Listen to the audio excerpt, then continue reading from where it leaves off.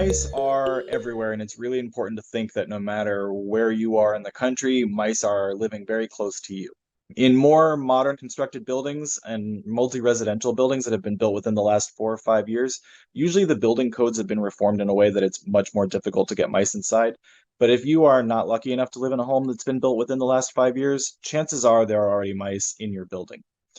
Keeping those mice out of your home comes down to three very important factors. One, do your best to keep your home as clean and organized as possible. Mice thrive on clutter. It's very easy for them to hide as well as to nest. And so the more areas of your home that are obscured with a lot of personal content will provide more areas for mice to move into your home and become comfy quite quickly. Secondly is food. Mice are constantly looking for food and need multiple feeding sites. If you do have mice in your apartment or in your home, they're probably also in several other homes and apartments on a daily basis, as your home is not providing enough food for them on your own. So food management is really important.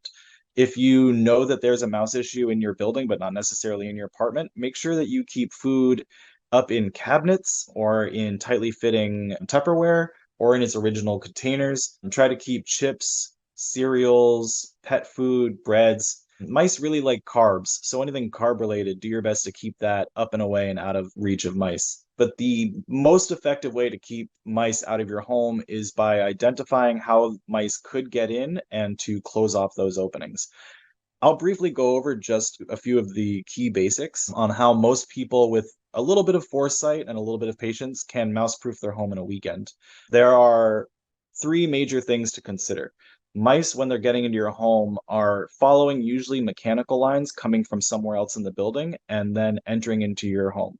Mechanical lines are going to be your radiators, your water lines, your electrical, and your gas. Now, some of these you really should have a professional help you with, such as looking at your gas line behind your stove. And sometimes you also need to pull out appliances and check behind appliances. But the most common areas that we find mice entering are from around water lines under the sink and around radiator lines, as well as the gas line behind the stove.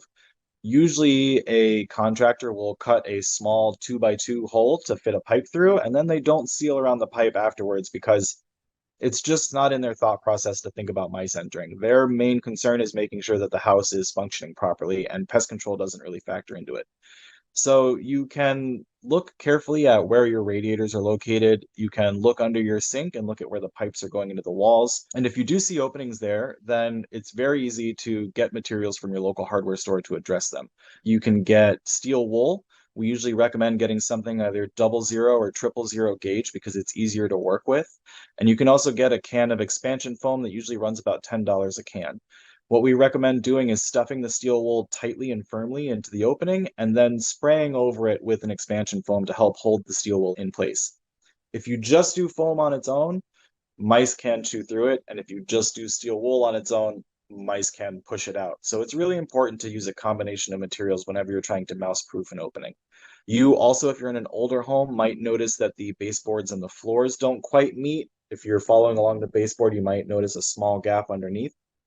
It's important to look at these areas as well with a flashlight. And if it looks like the gap underneath the baseboard actually goes into the wall cavity behind, that's another area where you can try and seal with steel wool. And if foam is going to look a little messy for that area, you can also try and use plaster to seal the steel wool in place.